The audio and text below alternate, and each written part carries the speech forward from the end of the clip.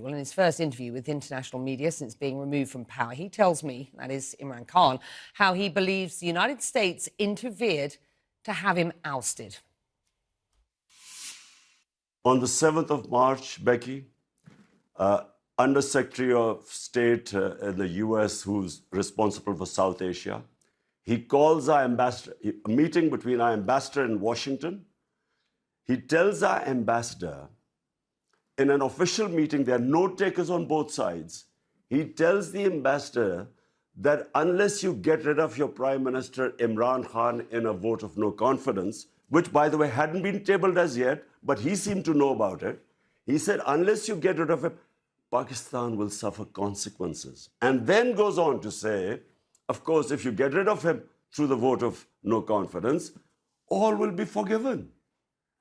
Such arrogance, apart from anything else. By the way, Becky, this guy should be sacked for bad manners and sheer arrogance. Imagine telling a country, an ambassador of a country of 220 million people that you get rid of your prime minister. So this is where it started. The next day, this vote of no confidence is tabled in our parliament. And then follows... Why have you never made this public before? You are being very specific about what you allege was said. Well, Becky, I put it in front of our cabinet. The cipher was read out in the cabinet. There are minutes of the cabinet. Then I presented it in our National Security Council, where all the service chiefs were present. Why did I present them? Because this was a blatant intervention in the internal affairs of Pakistan, a regime change. As Prime Minister at the time, did you get in touch with the US President, with the US Secretary of State? What happened? The National Security Council decided to give a démarche, protested to the US in Pakistan and in Washington. We issued it. This is all minuted. Then we presented it to the Parliament Committee, then the Speaker of Parliament, then the President of Pakistan, who has this cipher, he sent it to the Chief Justice of Pakistan that there should be an inquiry held in this blatant interference in the internal affairs of Pakistan. Pakistan's new foreign minister says the United States and his country are entering a new engagement after what has been years of strained relations. And you and I have talked about those strained relations under your premiership. Do you believe, for the sake of Pakistan, that it is better to have a good relationship with the United States? Becky, I had perfectly good relationship with the Trump administration. It's only when the Biden administration came and it coincided with what was happening in Afghanistan. And for some reason, which I still don't know, they never got in touch with me. There was no US ambassador to Pakistan. I have no idea. But look, my point is very simple. 220 million people of Pakistan elected me. My first responsibility is to the people of Pakistan. My responsibility is for the well-being. We have 50 million people living below the poverty line. So when Russia offers us 30% discount on oil and 30% discount on wheat imports, India does the same. India is part of the Quad, part of the strategic alliance with the US. India imports oil from the US, but for some reason, this was taken against me, as if I was being anti-US or anti-American.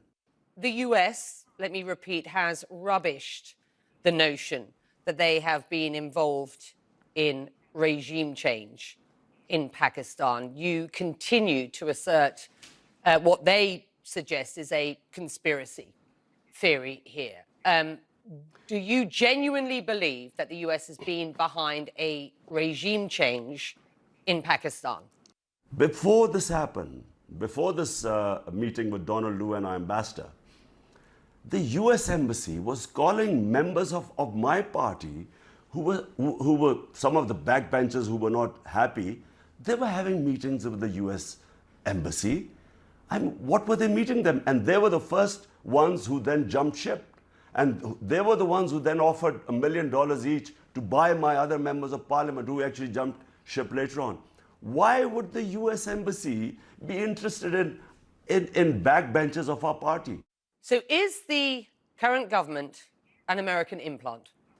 It's with their blessings. And you know, the painful thing, Becky, is not just that everyone, we all call it imported government, but the worst thing is there are a bunch of criminals. For 30 years, these guys have been plundering the country. 60% of the cabinet is on bail. You were in Russia meeting President Putin the day he announced the war in Ukraine. The optics didn't and don't look good, do they? They didn't, Becky, but let me explain to you, this visit was planned a long time back, and all the stakeholders in Pakistan were on board. The military wanted hardware from the Russians. We wanted oil. There was a gas pipeline which was being negotiated for the past 6 years before my government came in. So this trip was planned a long time before. How would I know that the day I land in Moscow, President Putin decides to go into Ukraine? I wasn't supposed to know that. Do you regret that trip now? I would regret if we had known about the invasion and then I had gone in, I guess I would have regretted it, because I do not believe in military solutions. I have opposed all military ways of achieving political ends. So, but I wasn't supposed to know. Imran Khan, will you run again? Will you run again as Prime Minister in the next elections? Whenever the next elections take place, not only will we run, but I can predict right now that this will become the biggest party in Pakistan's history, because people are so incensed and feel insulted that these criminals have been foisted upon us, who have been plundering this country for 30 years. There is anger in Pakistan. And unfortunately, because of all this becoming public, the cipher, Donald Rue's comments, who should be sacked for bad manners, there's anti-Americanism. Because you know that so many regime changes, whether US, like in Iran, Prime Minister Mossadegh, like in South American countries, when unpopular governments are foisted on a people, the resentment then goes to against the US. And unfortunately, yes, there is anti-Americanism right now.